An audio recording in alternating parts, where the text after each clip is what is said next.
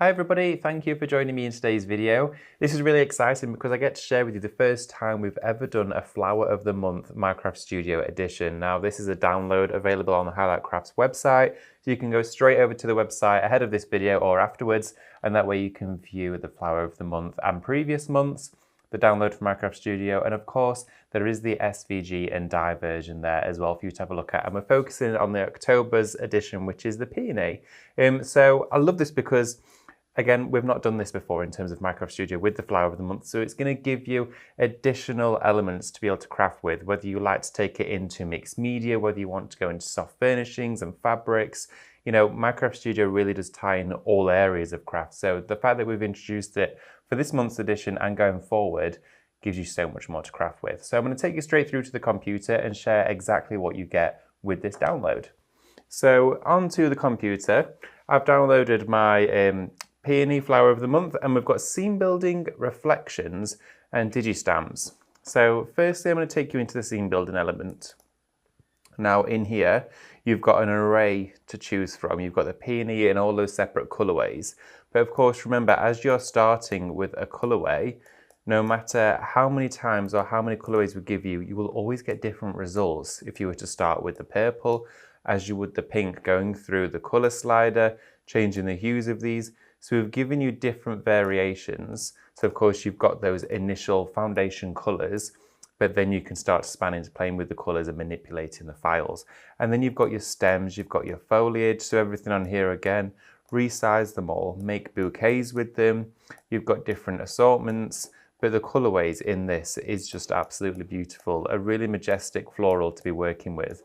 But as well, because you have the ability to really take the files into any realm of craft you wish to do so, I mean, you could make these even A4 with your design. So again, no matter how big you're making the images, it doesn't pixelate the resolution, it doesn't deplete throughout this process. So you're getting the maximum amount of efficiency from your actual PNG files. So I'm just going to select all and delete, because that there is your scene building folder. Now to go into your reflections, the beauty of this is that also if you have got the die or you're going to get the die, you can then die cut that from the reflections on Minecraft Studio. And we've given you, of course, all of the separate colorways, all of that in here. But then that also means you can go straight in and change the colorways of your reflections. So if you love working with dyes and you've jumped on to watch this video to think, I want to see something new, maybe there's something I've not tried before within craft, and this is my option because it's the first time we're bringing you the downloadable content for it. Well, this is going to allow you to have so much fun with it, because never have you before been colouring your reflections as you can do now. So you've got all of those in here to play with, all the different colourways in there. And as well, that also means that, for example, if you just wanted one of these to print, so say, for example, you've got your die, but you thought, well, I only actually need one, but I don't want to print the whole sheet, because for one, that's going to use more ink. And secondly, it's going to take longer to print, and then you might not even end up using it anyway. So what I would then recommend doing is, if I zoom out here, you can crop down your reflections. So if we just crop in from the right-hand side and up from the bottom as well, you have then got reflections that you can then add additional elements from separate parts of the kit onto here as well. So make up your own reflection sheets. That's something you can do, which allows you to be even more creative, but then you're not controlled over what is being provided. You are the one that's in control of that. So then you also have the digital stamps of this. Now this is amazing, because that therefore means your Flower of the Month is available to you in a stamp of any size, any orientation, or of course any composition and colourway, because you've got all the embellishments, all of the decoupage that goes with this. So you can still do your traditional masking and colouring techniques as you would do with stamping, as you can do on the graphics program using your scalpels, everything to cut into them. So there's loads of different features, but having the stamps, the scene building, and your reflections in there gives you the complete kit with the Flower of the Month. So let's build a project. We'll do a quick card. But of course, I say a card, with the particular files I'm going to be using, you can actually take this into papercraft, softcraft, whichever you want to work with. So I'm going to drag this one here out. Then I think I'm going to select this yellow one. I think these two colour tones are lovely to work together. And I want to create a project that's around about 8 by 8. So I'm going to bring on a digital punch. We don't need a backing paper for this. I'm going to select to use, let's have a look, we want a square. And then I'm going to go in with my square. I'm going to go down to my measurements right down here and just select inches, just with that icon. And if we just key in 8, that's now an 8 by 8 square. So I know accurately whatever I make that fits within inside these dimensions is going to be accurate if I print it at 100%. I'm going to take the opacity right down of the digital punch because I'm going to use it almost as a layer of tracing paper or as a guideline or a little bit like a viewfinder for us. So with the initial one here, I'm going to send the actual digital punch to the very back of the page so everything is going to sit on the surface.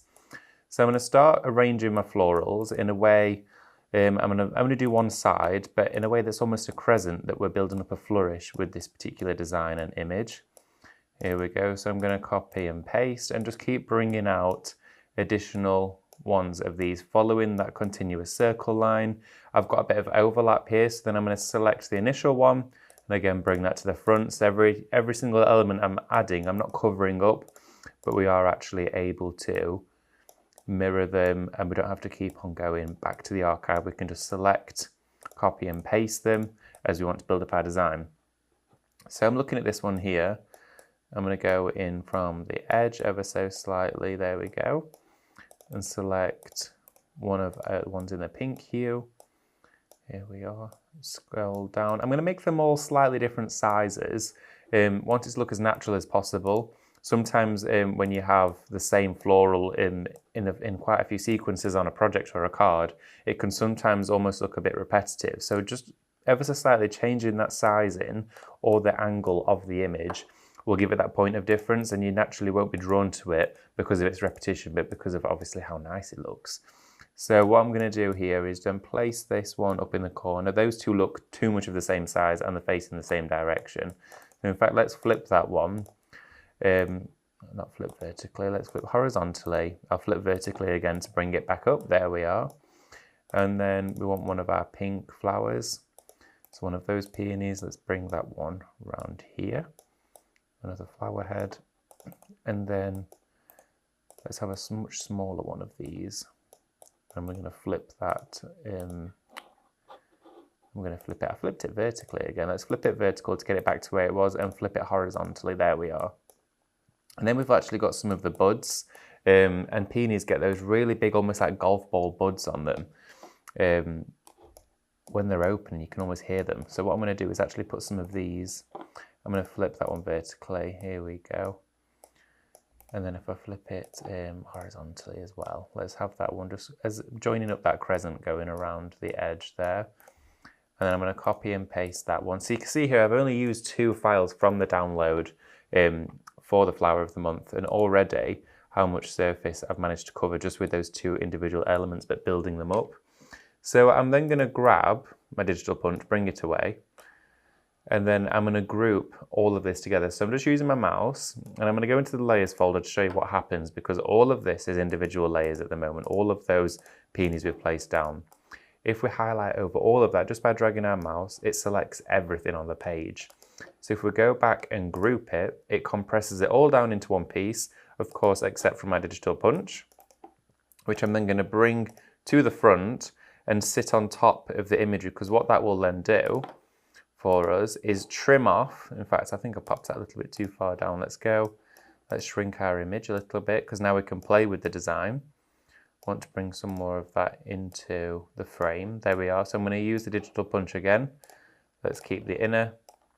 There we go. So if I go back just to where we were, I'm looking at this design now and thinking actually this wants to be further down. So if we ungroup this, I can then just move that one file down a little bit, see where it's going to fall. Will it look right a little bit further down maybe? And it's all about just playing with the files until you get them exactly where you want it to be. Now I'm quite happy with how that's turning out. I'm actually just going to rotate that so it's a bit of a steeper angle on this floral here. There we are, that's perfect. So then if we group over all of this together, all in one go, bring on that digital punch, select to keep the inner, and then what I'm going to do is actually copy and paste this whole design that we've just created. So if I paste this and then flip it, we can then mirror the image like that. So if I was to then group those two together, we can compress that into one particular one, and there we have our very own card blank that we've made straight away. So I'm going to bring in some text. So let's add some text into here. I'm just going to put on just an age. It can be anything at all, happy birthday, any sentiment you're wanting to add. But I'm going to pop this one in because it's something then generic that you can do at home. I'm just going to enlarge it so it's a bit bigger. There we go. And I'm going to take the border down on it so it's not as chunky. But I don't want a black one. I don't want the font to be black. So I think it's going to be too intense and overpowering because we've got really subtle tones here. So if we go into our effects, I'm going to go, let's have a look. I'm going to go to green and puff it up, but it's made it quite a citrusy colourway. If I zoom in a little bit, you'll be able to see a bit closer. I'm then going to go into the saturation and take that down.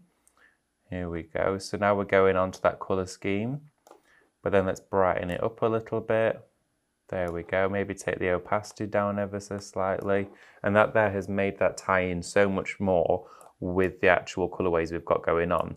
So much so that if we actually take the sentiment away in the main image, I'm just going to grab on brushes the colour picker here and select the colour green.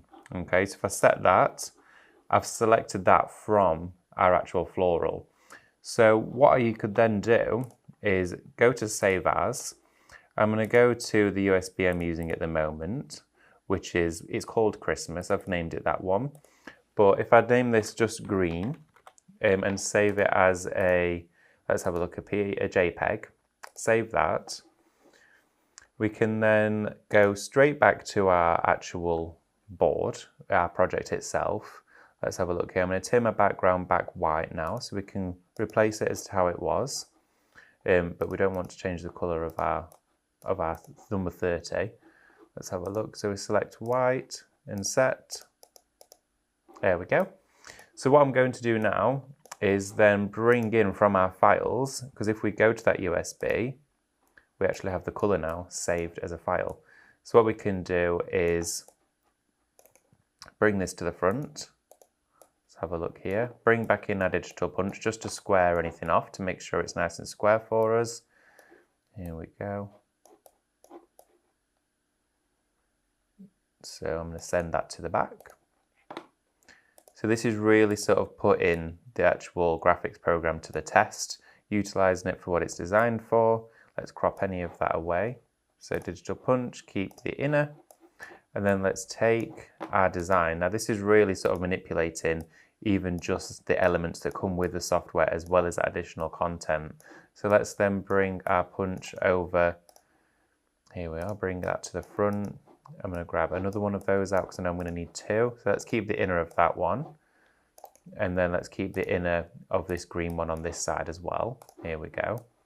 And we're going to turn one white, and we're going to match up the actual design onto the front of here because it's translucent at the moment, so we need to give it a white backing. There we are. So group that together all as one and group, and then we also have the matte and layer of the cardstock. I'll just bring the brightness of that back down again. We have the sentiment that goes in the center, and then we've got a border here of our mattes and layers, but it matches the coordinating colorway of what's actually inside the design. Now what I ended up doing was going and printing this separately. So I actually printed this design all as one and then printed my green as one as well. So that was to be able to create a card using just those. So I'm going to share with you here. The items that I ended up printing out was of course this section here, which has got my sentiment on it, it's got my detailing on, and then I printed that green cardstock. Again, I wouldn't have had an exact match of green to these tones, so being able to colour pick those helped a lot. So what I'm going to do is go straight in and just going to layer this up, but utilising the download of the Flower of the Month to be able to create an array of cards. This could have been a cushion front, so it could have been on a cushion cover, absolutely anything at all. It gives you so much more versatility with Minecraft Studio and the Flower of the Month. So I'm just going to take this one off of here. There we are. And if you wanted to print the sentiment separately, you could do that also. There's no reason as to why you'd have to have it flush, but I decided to print them separately just because I still like the mats and layers and the build-up. But if you wanted to save on postage cost and of course your printing, you could have just printed the mat with the overall layer as well. So it's a little bit different, but at the same time, it allows you to really work to the strengths of the graphics program, but also your creative strengths as well, because that's what this is all about. But thank you ever so much for joining me today for the Minecraft Studio Flower of the Month October edition. All the links are in the description for the video, but head straight over to the Highlight Crafts website, because that's where you will find absolutely everything covered within this video. I'll see you for the next one. Take care. If you want to see more from Highlight Crafts, make sure you click the like button, subscribe by clicking the subscribe button below, and click the bell icon to receive notification of all our future content. You can also click here to see our latest video, or click here to see more videos like this one.